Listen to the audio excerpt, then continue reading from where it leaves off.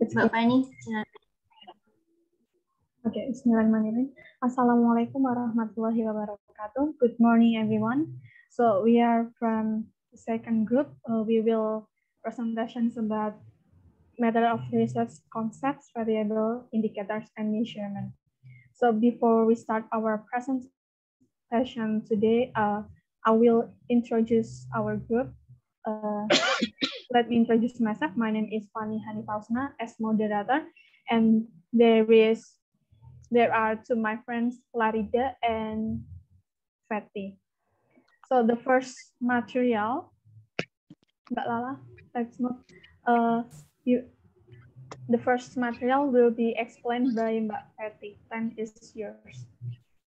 Thank you, Mbak Fani. Okay, in formulating a research problem, important concepts from the first is the use of concept, and the second one is construction of hypothesis. Next slide, please. Nature of concepts. Mental images or perception that summarize similar ideas, observation, or feeling. Their meanings vary remarkable from individual to individual, such as like beauty, race, excellence, and education. Next slide, please. The nature of concept may not be measurable. It should be operational in measurable terms so that the extent of variation in respondents' understanding is reduced if not eliminated. For the example, gender is female and male. Next slide. A variable. The definition of variable is an image, perception, or concept that is capable of measurement, hence capable of taking on different values. A concept that can be measured, something that varies, a sample which numerical or values are attached, characteristic or phenomenon that may take on different values. Variable must vary. Next slide, please. And then concept and variable. Concepts are mental images or perception, and therefore their meanings vary remarkable from individual to individual. And then the definition of variable are measurable concepts with varying degree of accuracy. And then measurability is the main difference between concept and variable. Next slide. It is important for the concept to be converted into variables as they can be subjected to be measurement, operationalize how it will be measured, and then identifying indicators, a set of criteria relative of the concept which can be converted into variables. Next slide, please. Concept and variable. So when we want to conducting the research, we have to concept and variable. After concept, we choose the indicators. After that, variable. For the example, for the concept is rich, and then the indicator is income and assets, and then variable income per year and total values of property minus the liability. Next slide, please. And then according to Ranji, there are some type of variable, but people usually using for type such as independent, dependent, and not clearly. Next slide, please. There are 4 types people usually using in the variable. For the first is independent variable. Independent variable is the cause to be responsible for bringing about change in a phenomenon or situation. It is the major variable you hope to investigate. Is the variable which is selected, manipulated, and measured by the researcher. And the second type of variable is dependent variable. The outcome of the change brought about by introduction of an independent variable. The variable that you observe and measure to determine the effect of independent variable. Next slide, please. Now, the third of type variable is extraneous variable. Several other factors operating in a real-life situation may affect change in the dependent variable. Extraneous variable not measured in the study may increase or decrease the magnitude or strength of the relationship between independent variable and dependent variable. And the fourth variable is intervening variable, sometimes called the confounding variable, links the independent variable and dependent variable. In certain situations, the relationship between an independent variable and dependent variable cannot be established without the intervention or another variable. Next slide, please. Here is the example of independent variable and dependent variable. Independent variable, smoking. It is the major variable you have to investigate. A variable whose value or state doesn't depend on may even have an effect on other variable. And then the cancer is dependent variable. The result of the change was brought about by the introduction of an independent variable and the variable that you observe and measure to determine the effect of independent variable. And then extraneous variable. Several other factors operating in a real life situation may affect changes in life. And here's the age of the person, the extent of his or her smoking, the duration of smoking. It may increase or decrease the reduce or strength of the relationship between independent and dependent variable. Next slide, please. The next material will be presented by Mbak Fani. Mbak Fani, time is yours. Thank you, Mbak Fatih. So we are moving scales of measurement. Measurement is the process of assigning numbers to objects or observations. It is a form of quantification expressed in numbers. Meanwhile, scales define the type categories we use in measurement, and the selection of scale has direct impact on our ability to describe relationship between variables. Next slide, please. Okay, there are four kind of scales. The first is the nominal scale. Simply represents qualitative difference in the variable measure. This scale can only tell us that a difference exists without the possibility telling the direction or magnitude of the difference. For example, majors in college, race, gender, and occupation. Next, please. Okay, the second, there is the ordinal scale. The categories that make up an ordinal scale from an order sequence. This scale can tell us the direction of the difference, but not the magnitude. For example, coffee cup of size and socioeconomic class, t-shirt size, and food preference. Next, please. The third is the interval scale. Categories on an interval scale are organized sequentially, and all categories are the same size.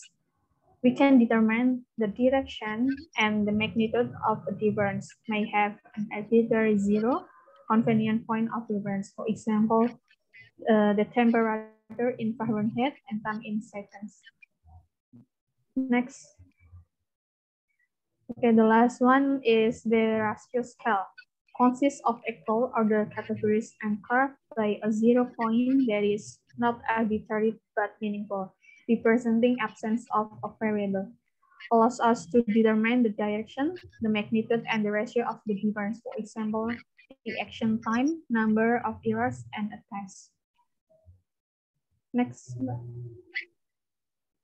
So this is levels of measurement. The first is nominal, ordinal, interval, and ratio. Knowing the level of measurement helps you decide how to interpret the data from the variable. Knowing the level of measurement helps you decide what statistical analysis is appropriate on the values that were assigned. it's important to recognize that there is a hierarchy implied in the level of measurement data. Okay, next material will be explained by Mbak Lala. Thank you. Okay, thank you, Mbak Fani. Is my voice clear? Is my voice clear? Yeah, Mbak. Yeah, Mbak. Okay, thank you. Here we are going to explain about hypothesis. Hypothesis, a conjectural statement of the relationship between two or more variables. Hypothesis, also a proposition, condition, or principle, which is a sum, perhaps without belief in order to draw out its logical consequence. And by this method to test, it is accord with facts which are known or may be determined.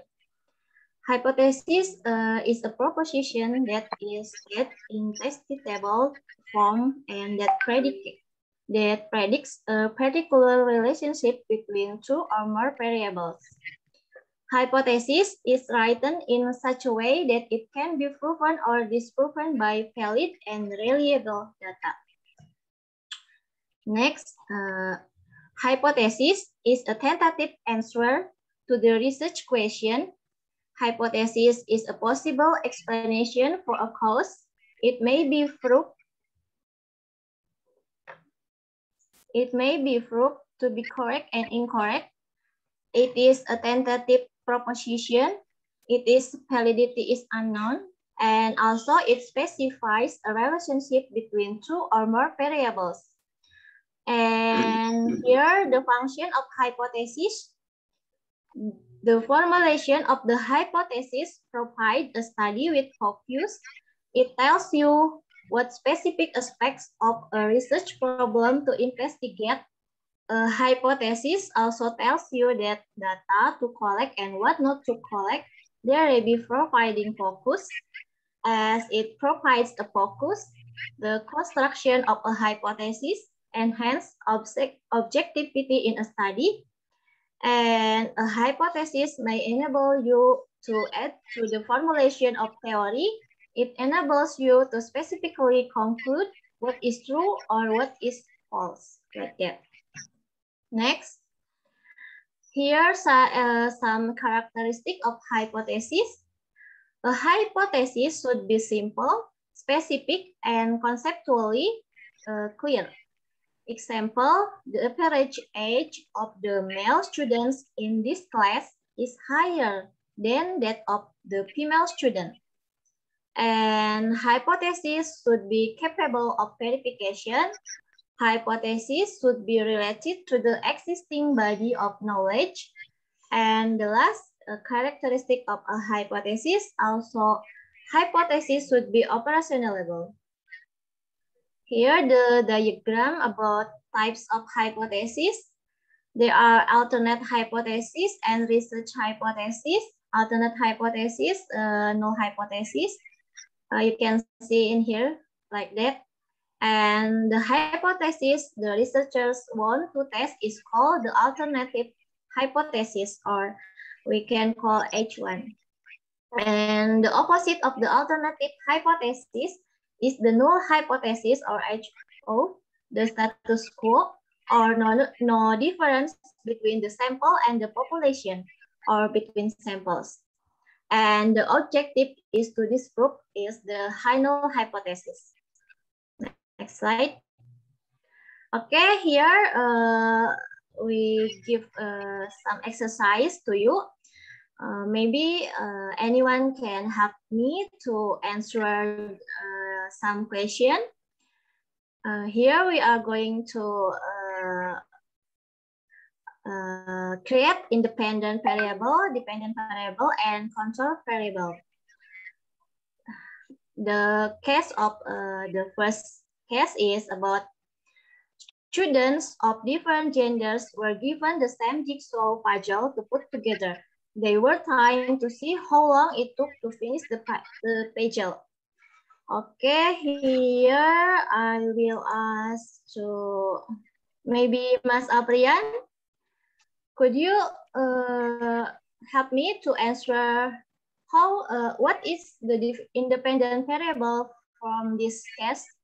I think the the independent variable from this case is the gender.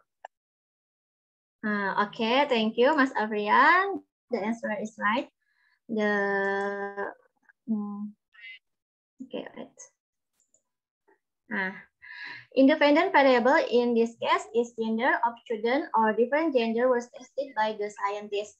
As we know, the independent variable is something causes something or something that we want to look or to research like that. And how about Mbak Stephanie, dependent variable? The dependent variable might be the time to finish the puzzle. Okay. Here, thank you, Mbak Steph. Here, the researcher want to see the time that the student between different gender, female and male, to finish the puzzle like that. How long time to use finish the puzzle between female and male? Next, about the control variable, maybe Mbak Anin, could you help me to answer the control variable from this case? Mbak Anin? Yes, Mbak Larida. Yes. How about the control variable from the first case? I think the puzzle. Yes, the puzzle here that the researcher used is the same puzzle, because when the researcher used the different puzzle, sure the result such as the time to finish is different, like that. Thank you. Next exercise about still about independent, dependent, and control variable. Here the second case, an investigation was done with an electromagnetic system made from a battery and wire wrapped around a nail. Different sizes of nail were used. The number of paper clips the electromagnet could pick up was measured. Siapa ya? Mbak Maratul, could you help me to answer the independent variable in this case? The independent variable is sizes of nails.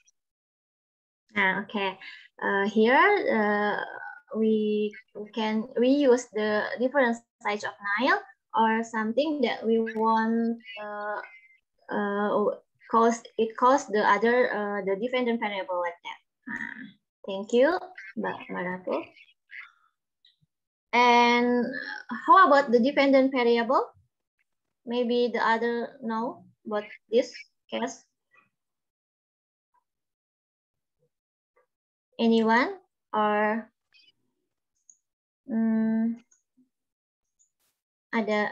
is there Mas Aprian here? Belum ada.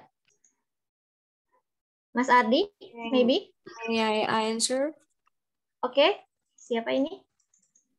Prahda. Oh ya, Mbak Prahda, silakan. Okay, for the dependent variable is number of paper clips picked up. Okay. Thank you. The answer is right. Here, the dependent variable is number of paper clips. The control variable, maybe, Mbak Prada, continue. Okay, for the control variable, I think the battery.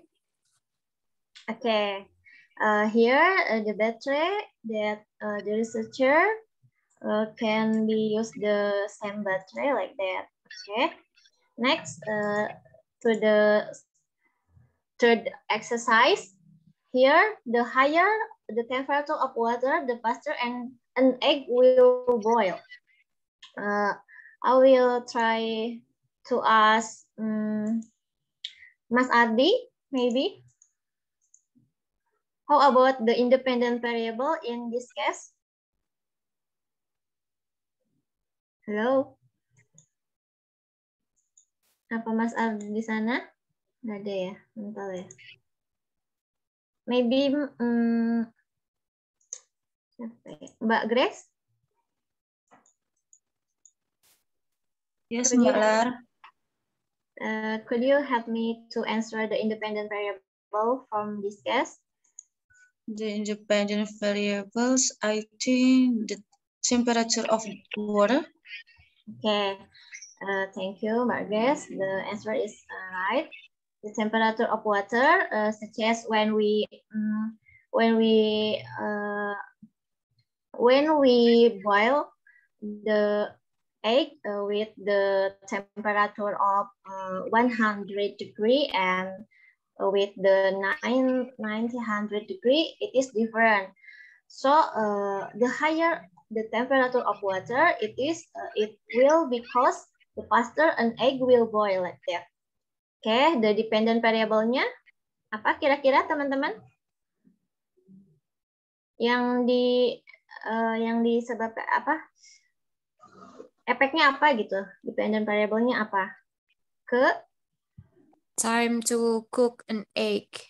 Okay, because we use the different temperature of water when we boil the egg, the dependent variable here is about time to cook an egg is different also like that. And the control variable, maybe we can control about the type of egg. The type of egg here that researcher use maybe the chicken egg. So the result is capable like that. Now we are going to the exercise about the some article. So one of you can create independent, dependent, and control variable from this journal title. Okay, when the first case is about exploring classroom interaction with dynamic social network analysis. Mas Ardi, could you help me to answer the independent variable? What's the independent variable from this case? Variabel yang akan kita teliti di sini tuh apa sih di jurnal ini kira-kira? Gak apa-apa, coba aja. Coba jawab aja nggak apa-apa. Nanti kita bahas bareng-bareng. Hello? I can hear you. Maybe the other can help Mas Ardi. Kira-kira independent variable di sini tuh apa sih?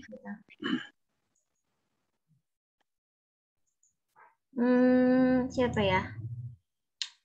Mbak Bintang, maybe? Okay, Kak. I guess the independent variable is dynamic social network.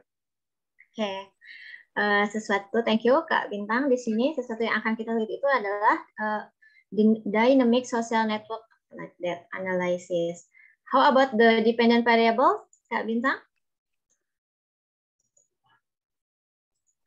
Yang diakibatkan dari penelitian ini kira-kira apa? I guess classroom interaction. Ya, nanti akan berakibat kepada classroom interaksinya seperti apa ya. Nah, kira-kira variabel yang bisa kita kontrol tuh di sini apa sih? Yang bisa menyebabkan nanti lebih absah gitu hasil penelitiannya. The sample of ya, thank you. Kita bisa menyamakan sampelnya dan juga waktunya kondisinya seperti itu kita setting ya. Thank you. The next slide also is about dua kasus lagi ya. Kita coba lagi ya teman-teman. Nah, di sini juga ada jurnal. Ini judul jurnalnya. How about the independent variable, dependent variable, and control variable? Mbak Yuni, could you help me to answer what the independent variable in this case? Okay, Mbak Larida. Yeah. So I think the independent variable is the use of translanguaging. Ya, oke, thank you. Right. Di sini yang ingin researcher teliti itu adalah penggunaan translanguage like that. How about the dependent variable, Mbak Yuni? Okay, so for the dependent variable, I think the learning opportunities. Oke, jadi di sini di telitinya itu ada pengembangan nggak sih ke learning opportunity-nya seperti itu ya. Nah, how about the control variable? Maybe you can guess. Maybe the controlled variable is the research subject for this the sample of research subject maybe. Nah, thank you. Okay, the last exercise. Anyone want to try to answer this question maybe? Aku dan halo, ada yang mau nyoba jawab pertanyaan ini? Siapa ya?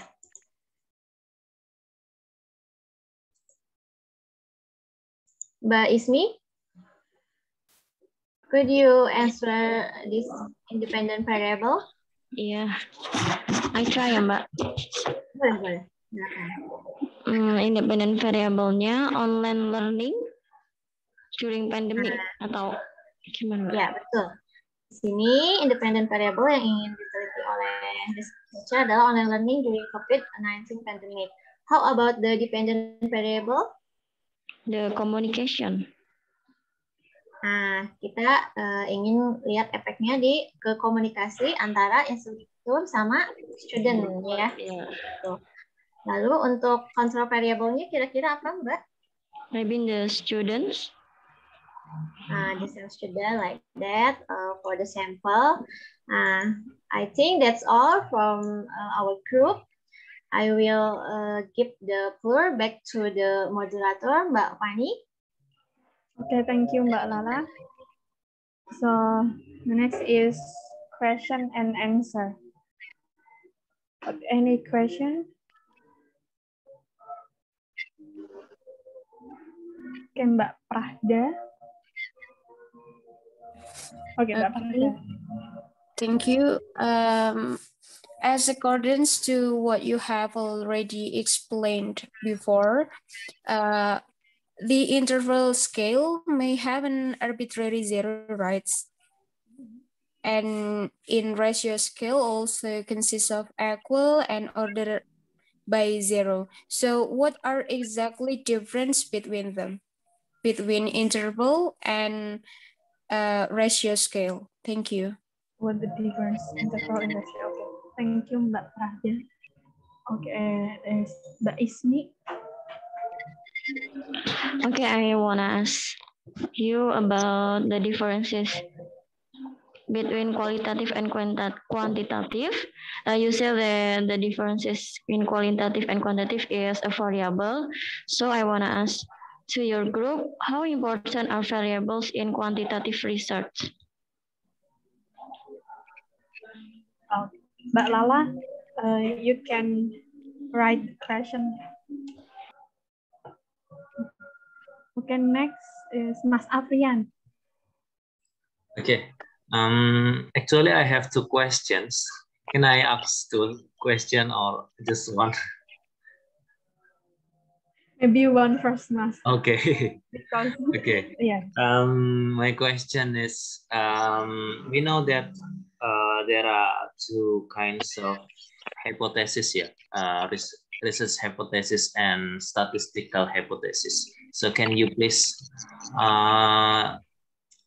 explain more and explain the difference between research hypothesis and statistical hypothesis. Thank you.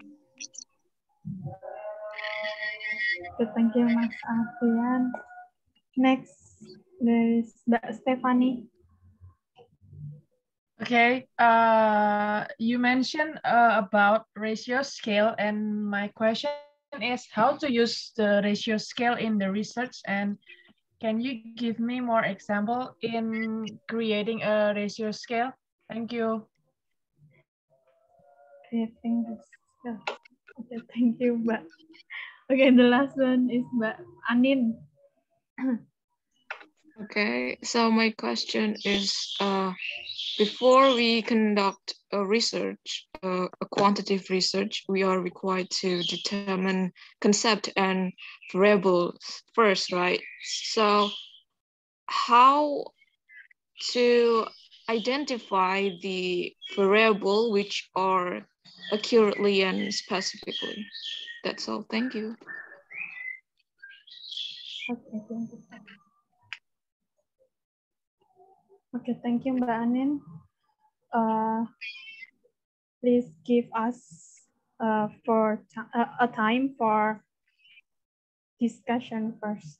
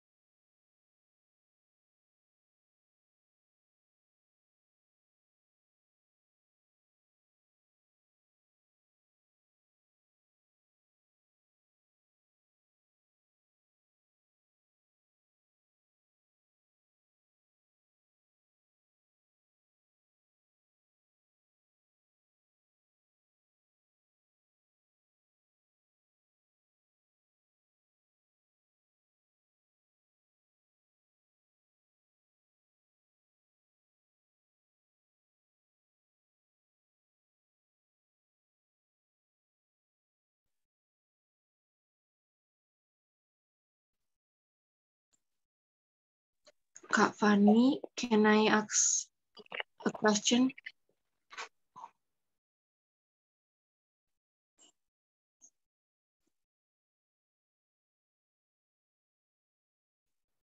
Okay, Bintang. Okay, thank you, Kak. My question is hypothesis always appear and constructed before we are going to research? And then how if we do not construct a hypothesis before our research?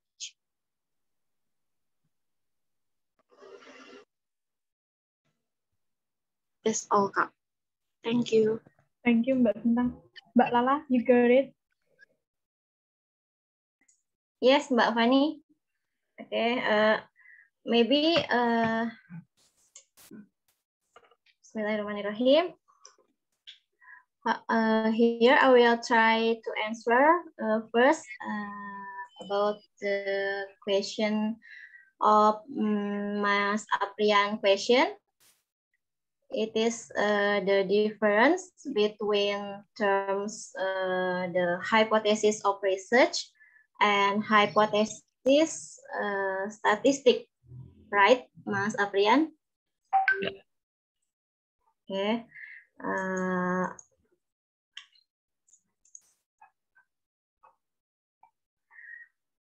Hypothesis of research and hypothesis statistic are different each other.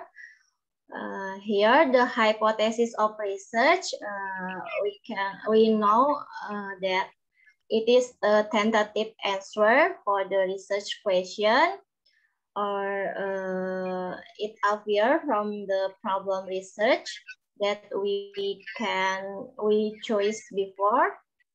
Meanwhile, the hypothesis statistic is a tentative answer for the sample of research. Whether the sample which we taken can represent the population or not. Jadi hipotesis penelitian sama hipotesis statistik ini dua istilah yang berbeda ya Mas. Di mana hipotesis penelitian ini adalah kita ketahui bersama bahwa itu adalah jawaban sementara atau dugaan sementara terhadap pertanyaan penelitian gitu ya. Hipotesis penelitian ini muncul setelah kita memilih konsep masalah seperti itu ya. Kadang kita menentukan hipotesis seperti itu. Nah, sementara itu di sisi lain hipotesis statistik ini adalah bukan dugaannya apa ya?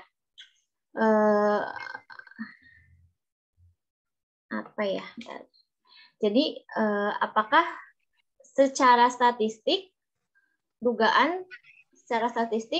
bahwa sampel yang kita ambil itu sudah mewakili atau belum sih gitu kepada populasi yang ingin kita teliti. Misalnya hipotesis statistik ini, misalnya kita ingin meneliti tentang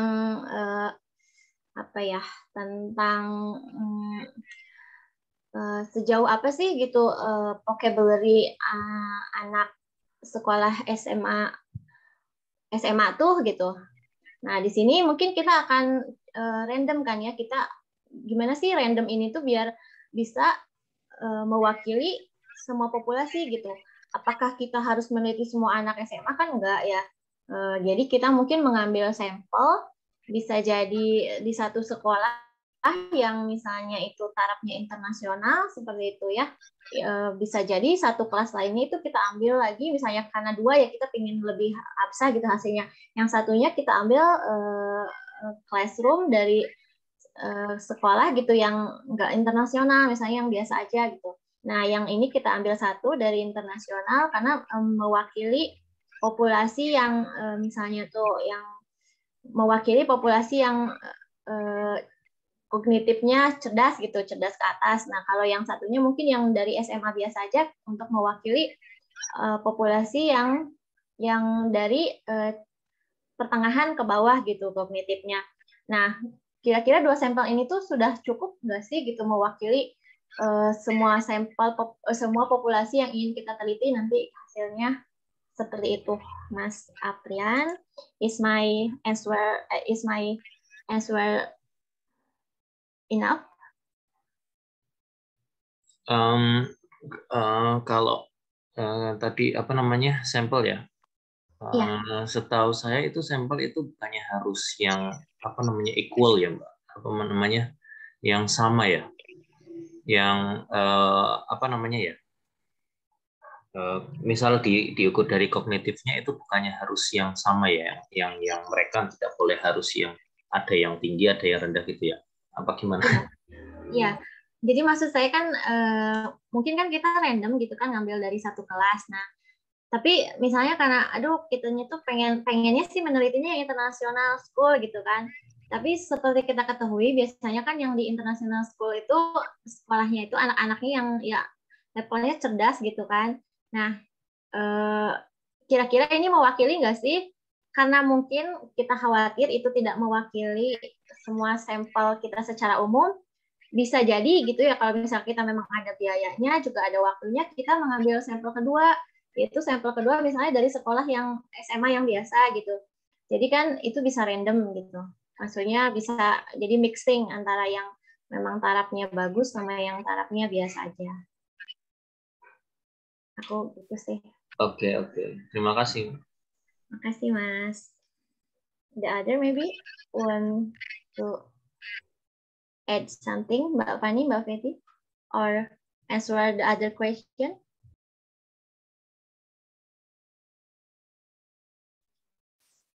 Okay, I will answer the question from Mbak Ismi. Mbak Ismi, are you hear me? Yes. Okay. You asked our group about how important are variable in quantitative research. And the answer is variables are important because they help to measure concept in a study. Because quantitative studies focus on measuring and explaining variable, choosing the right variable is important. The first step is to identify the correct variable to measure a property. Equally important is the conceptual definition, which explains how a variable will be defined and measured within the context of particular study. Variables are measures of different scale, where at one end they can only be categorized or ranged, and at the other end they can be analyzed statistically. Jadi variabel itu penting karena membantu mengukur konsep dalam sebuah penelitian. Karena studi kuantitatif itu fokusnya pada pengukuran dan penjelasan variabel. Maka pemilihan variabel yang tepat itu penting. Langkah pertamanya yaitu mengidentifikasi variabel yang benar untuk mengukur properti. Sama pentingnya ketika mendefinisikan sebuah konseptual yang menjelaskan bagaimana variabel akan didefinisikan dan diukur dalam konteks studi tertentu. Variabel itu diukur pada skala yang berbeda, di mana di satu ujungnya hanya dapat dikategorikan atau diperingkat, dan di ujung lainnya dapat dianalisis secara statistik. Bagaimana Mbak Ismi? Does it answer the question? Iya, Mbak. Okay, thank you.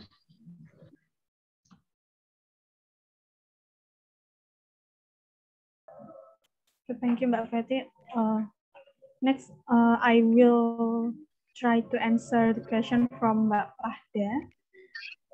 What the difference between interval scale and ratio scale?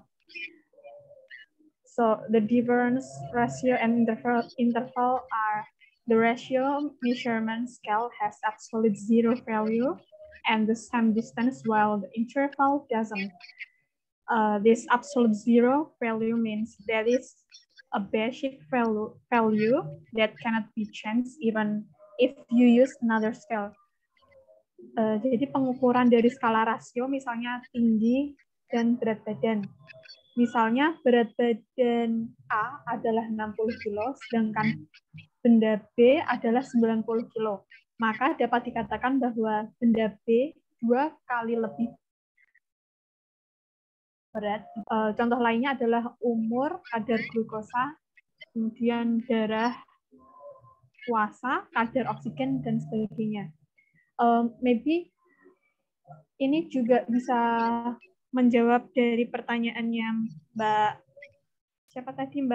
Stephanie juga. How about the use of ratio scale in the field of research?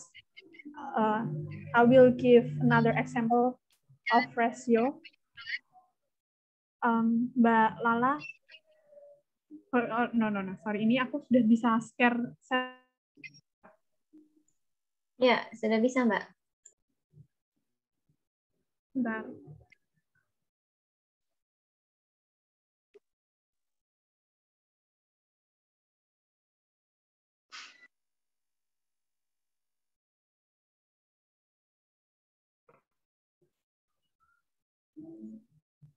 Atau mau aku bantu dari sini? Oh, ini. Ada, ya. Muncul. So, this is the example of data ratio.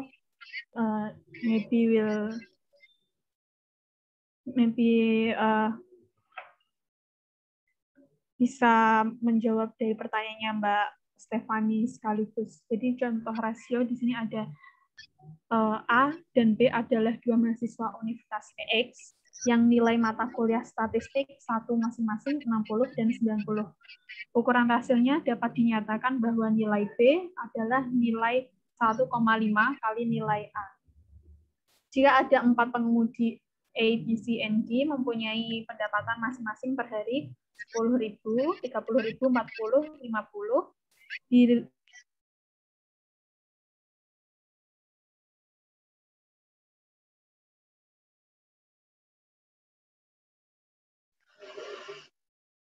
Mbak Fani.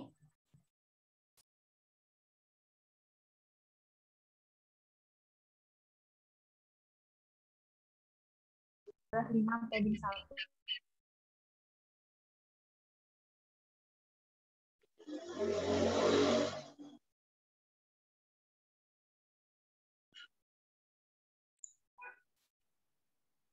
Mbak Fani, tadi sempat lag connecting-nya. Oke, sorry, maaf saya tadi terpental. Sebentar. Oke, kembali lagi. Ini ada contoh lain, berat badan bayi yang diukur dengan skala rasio. Bayi A memiliki berat badan 3 kilo, bayi B memiliki berat 2 kilo, dan bayi C memiliki berat 1 kilo. Jika diukur dengan skala rasio, maka bayi A memiliki rasio berat badan 3 kali dari berat badan bayi C, dan seterusnya. Oke, mungkin sudah cukup dari ketiga contoh tadi. Is it clear, Mbak Prahda dan Mbak Stefani? Okay, thank you. Yeah. Okay, thank you, Mbak. Maybe Mbak Lala will answer, or Mbak Feti? Mbak Feti, do you want to answer?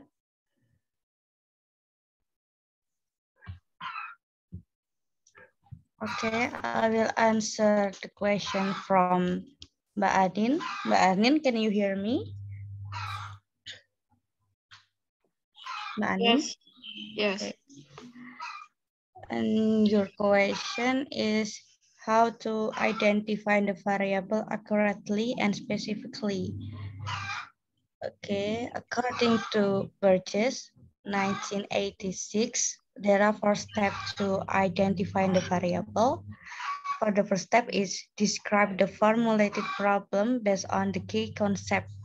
Jadi pertama yang kita lakukan adalah menguraikan masalah berdasarkan kata kunci yang terdapat di dalamnya. Contoh rumusan masalah, adakah perbedaan dalam kecenderungan putus sekolah antara siswa SMA putra dan putri di desa dan di kota?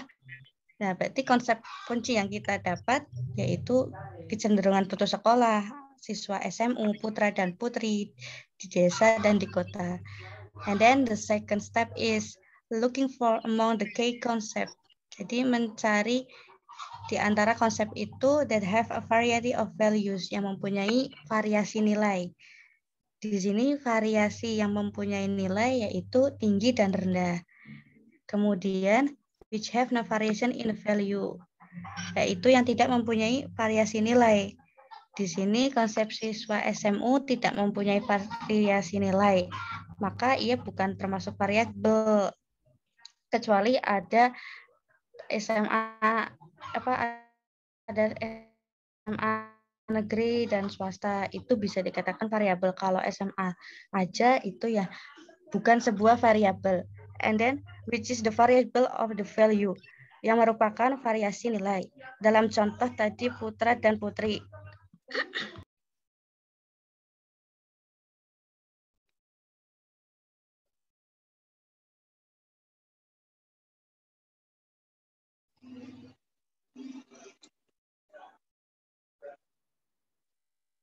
Halo Mbak Feti.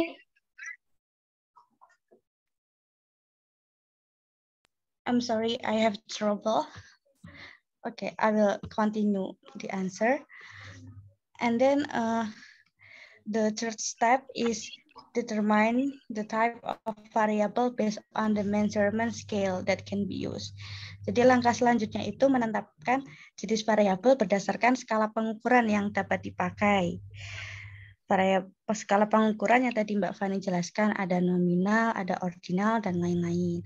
Kemudian for the fourth step is determine the type of variable based on its relationship with other variable in the study. Yang keempat adalah menetapkan jenis variabel berdasarkan hubungannya dengan variabel yang lain dalam penelitian tersebut. Untuk itu dapat kita pikirkan mana di antara variabel-variabel yang dipengaruhi atau tergantung variabel lainnya, serta variabel mana aja yang bersifat mempengaruhi variabel tergantung tersebut. Seperti itu. Bagaimana Mbak Anin? Mbak Anin? Yes, okay, thank you. Okay, thank you. Okay, I will answer the Bintang question ya. Aku coba jawab yang pertanyaannya Bintang. Is hypothesis always appear and constructed before we are going to research? How if we do not construct a hypothesis before our research? It is the question. Bintang? Iya, Kak. Okay.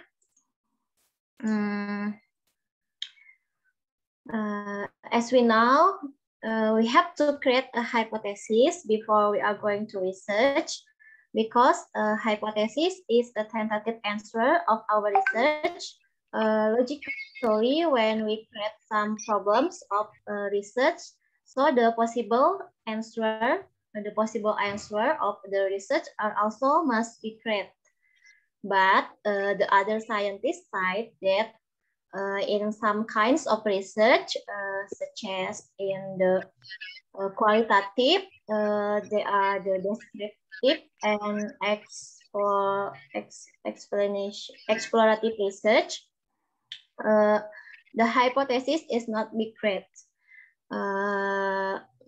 Hypothesis is created when the researcher is talking about two or more variables in the research.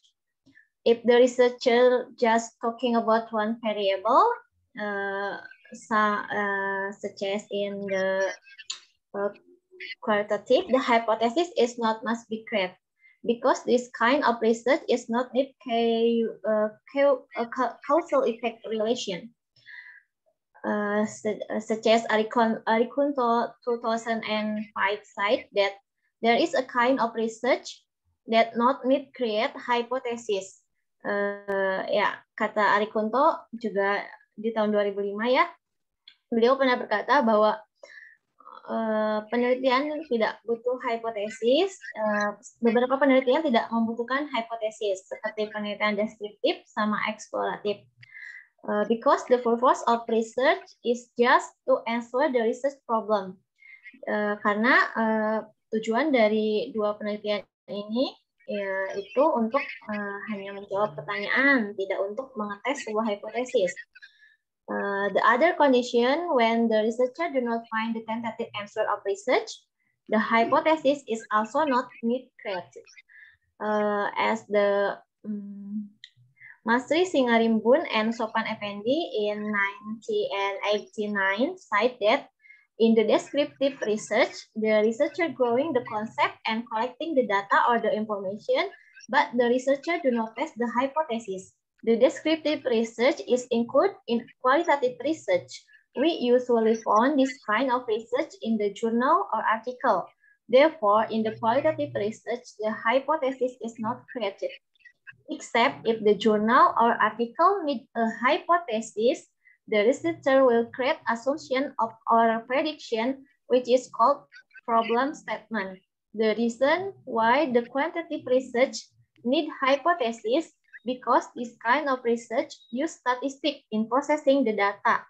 So the quantitative research will need a hypothesis for tentative answer to measure the result of research for the comparison.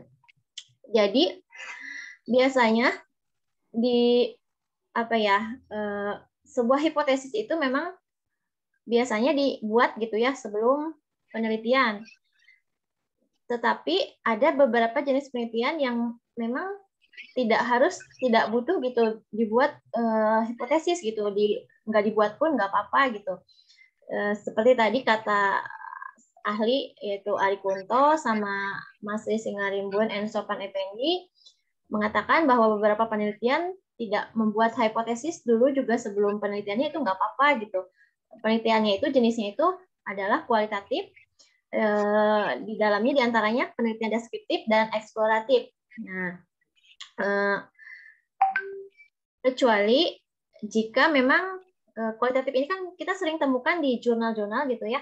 Nah, itu nggak pakai hipotesis kecuali jika memang dari yang punya jurnal gitu diharapkan gitu kan, diharapkan ada asumsi dulu nih atau prediksi dulu sebelumnya, dan itu biasanya kita sebut sebagai problem statement gitu, lebih ke problem statement bukan hipotesis.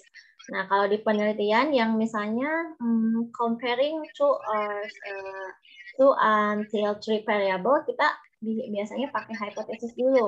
Kenapa? Karena ini untuk sebagai dugaan sementara aja gitu, jawaban sementara untuk nantinya dibandingkan gitu kan. Nah, biasanya perbandingan seperti ini kan itu adanya di quantitative research atau penelitian kuantitatif ya. Di mana kita punya hipotesis dulu supaya nanti di akhir setelah kita dapat data secara statistik ya kuantitatif itu, kita bisa membandingkan gitu dengan hipotesis yang udah kita buat sebelumnya. Hipotesisnya itu terbukti atau tidak terbukti seperti itu. Is my answering your question, Mbak Bintang? Yes, Kak. Thank you. Okay, thank you. Mbak Fani, Mbak Feti, maybe want to add something? Or all our question is answering?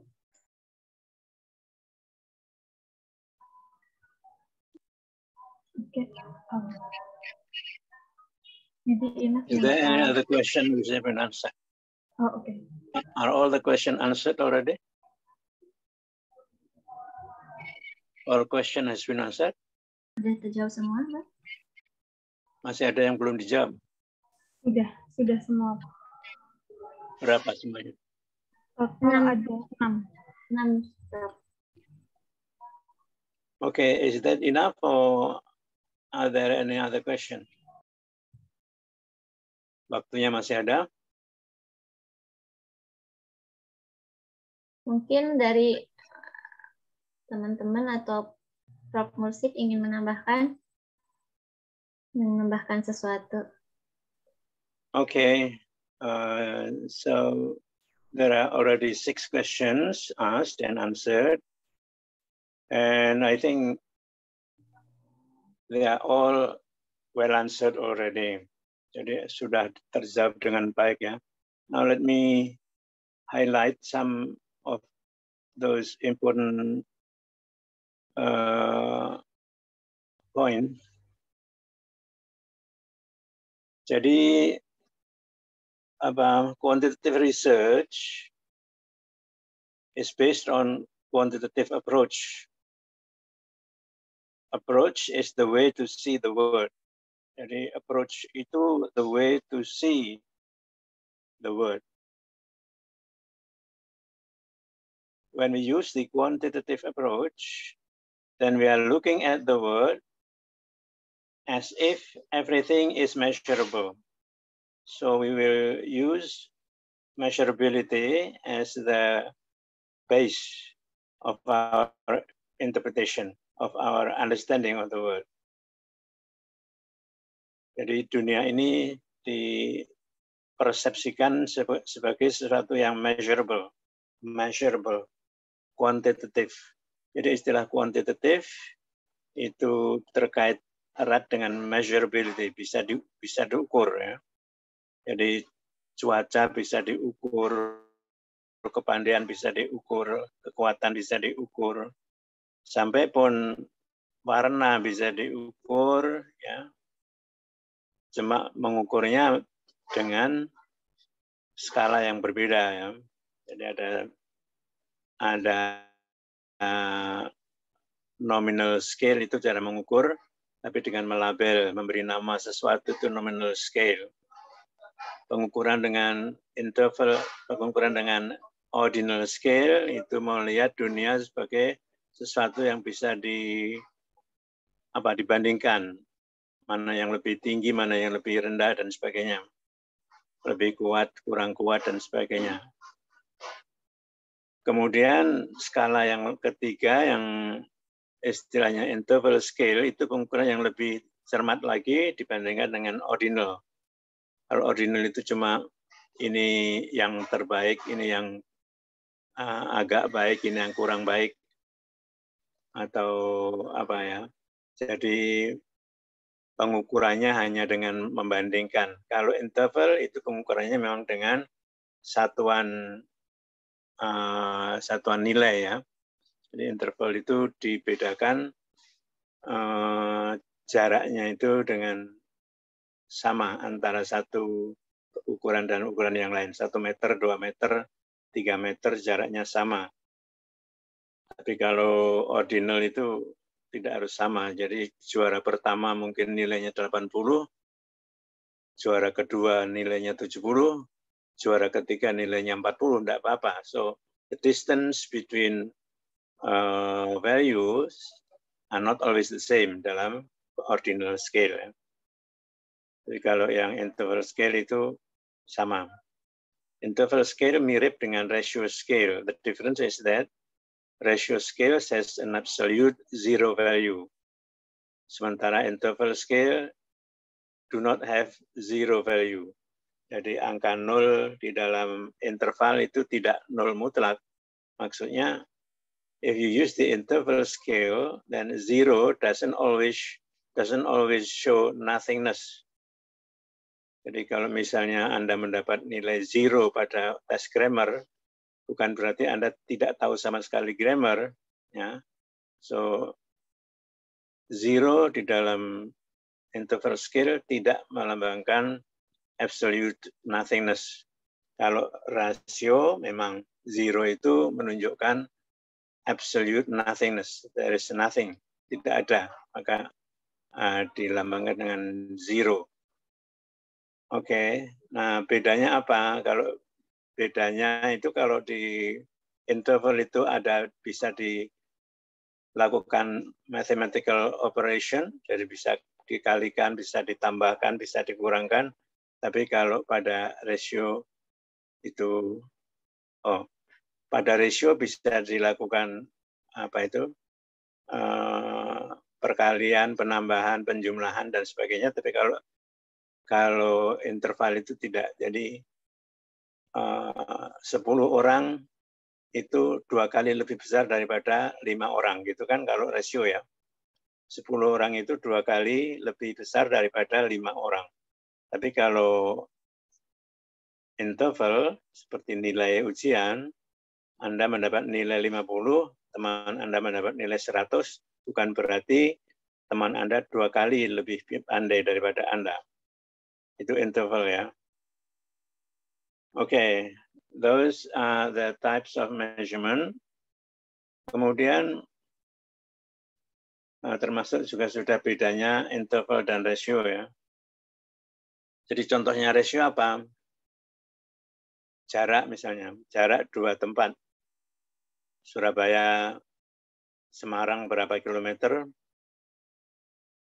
terus Semarang, Jakarta berapa kilometer, itu yang digunakan skala rasio, karena ada nilai nolnya.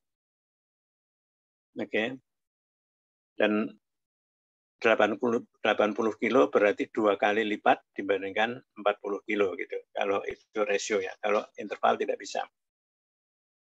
Okay, so and then about hypothesis. Ada zero hypothesis, null hypothesis, and working hypothesis. Ya, hipotesis dan hipotesis null, hipotesis alternatif. Hipotesis alternatif itu yang menyatakan iya. Kalau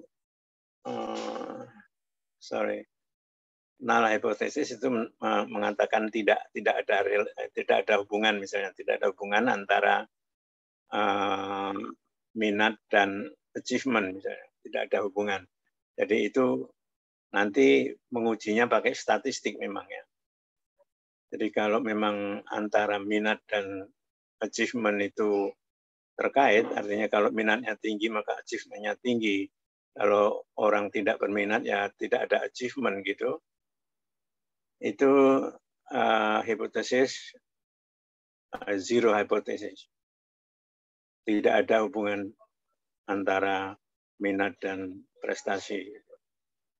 Nah, bedanya dengan working hypothesis is that working hypothesis menyatakan adanya hubungan antara minat dan achievement. So, hipotesis yang nol menyatakan tidak adanya hubungan, hipotesis alternatif mengatakan adanya hubungan. Oke. Apakah hipotesis itu harus ada hipotesis nol dan hipotesis alternatif? Tidak harus.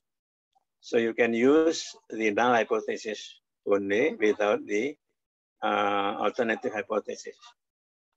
Kenapa harus dibedakan? Karena analisis statistik cuma bisa membedakan ada dan tidaknya hubungan. Tidak sampai mengukur besarnya hubungan.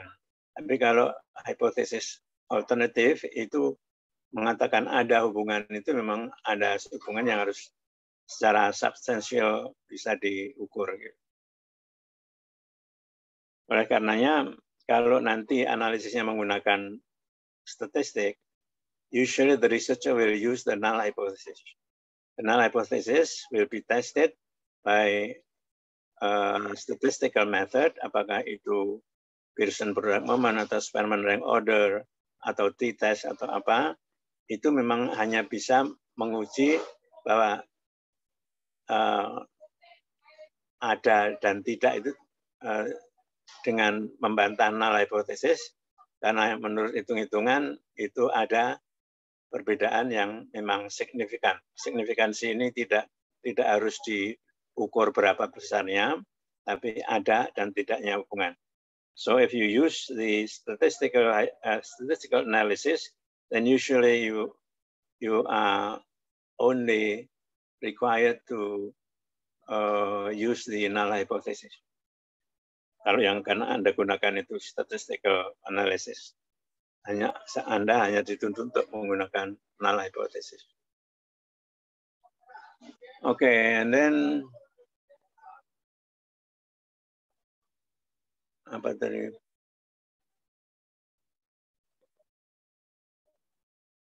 How to identify apa tadi ya? Oke, apa yang belum jelas dari tanya jawab tadi? Are you with me?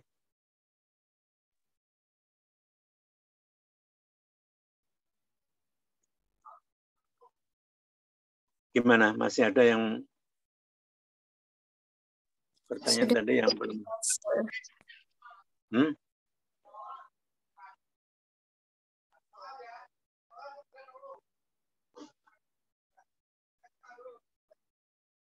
Okay, well, I think all the questions have been answered.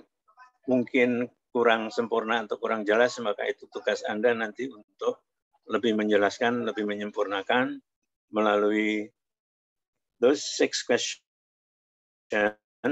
as your home assignment. Ini individual lagi ya, home assignment-nya sendiri-sendiri menyerahkan semuanya before next week meeting. Seperti yang sudah, jadi dikumpulkan ke Komting aja ya jawabannya. Nanti Komting mengirimkan kepada saya. Baik, Prof. Oke. Ya. Well, okay, anything? Prof, I still a little bit confused about the independent and dependent variable, Prof.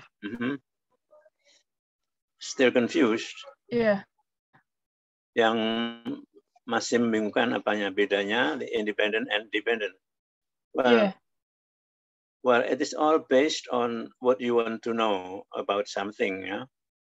Lalu Anda rumuskan what you want to know itu dalam bentuk pertanyaan.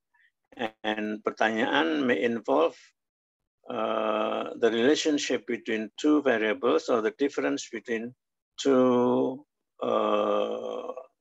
values. Perbedaan atau saling hubungan. Saling hubungan itu korelasi, Dan perbedaan itu antara satu hal dengan hal yang lain. Semuanya melibatkan dua variable. Nah, variable itu tidak setara satu dengan yang lain. Ada variabel yang diasumsikan mempengaruhi variabel yang lain. Nah, itu the one which is thought to influence the other is called the independent variable. Independent variable itu variabel bebas yang dia tidak dipengaruhi tapi mempengaruhi. Jadi misalnya hasil belajar dan motivasi. Bagaimana membedakannya? Ya, menurut logika Anda, hasil belajar itu dipengaruhi motivasi apa motivasi dipengaruhi hasil belajar? Mestinya, logically, the motivation will affect the learning. Jadi, secara logis, itu motivasi itu yang mempengaruhi learning. Bukan learning mempengaruhi motivasi, gitu kan. Jadi, untuk menetapkan which one is independent and which one is dependent, you use logic. Gunakan logic. Ya. Apakah ada perbedaan antara kemampuan bicara antara mahasiswa laki-laki dan perempuan? Kemampuan bicara mempengaruhi laki-laki perempuan atau laki-laki perempuan yang mempengaruhi kemampuan bicara? Tentu Anda akan mengatakan whether male are better speakers than female atau whether female are better speakers than male. Jadi jenis kelaminnya, gendernya yang akan mempengaruhi kemampuan ngomong. Bukan kemampuan ngomongnya kalau ngomongnya bagus selalu laki-laki atau kalau Anda ngomongnya jelek kalau jadi perempuan, bukan gitu kan. Jadi kalau Anda perempuan diharapkan atau diduga kalau memang menurut penelitian ada pengaruh antara itu gender and speaking ability, maka gendernya sebagai independent variable, speaking ability as the dependent variable. Jadi itu logika yang digunakan ya. Dan kira-kira umur mempengaruhi daya ingat apa daya ingat mempengaruhi umur? Umur mempengaruhi daya ingat. Mempengaruhi daya ingat. Ya, umur mempengaruhi daya ingat ya. Jangan daya ingatnya kalau masih ingat banget itu lalu jadi laki-laki atau jadi tua gitu kan. Jadi umur yang mempengaruhi daya ingat. Itu jadi mempengaruhi atau ada kaitannya, ada hubungannya. Jadi you can look at this as correlational or cause and effect relationship. Jadi hubungan itu bisa hubungan korelasional, berhubungan tanpa memaknai satu mempengaruhi yang lain. Jadi hubungan itu bisa saja korelasional, tidak harus satu mempengaruhi yang lain. Oke, itu bedanya. Bagaimana menetapkan dependent and independent variable. Use your logic. Anda gunakan logik Anda.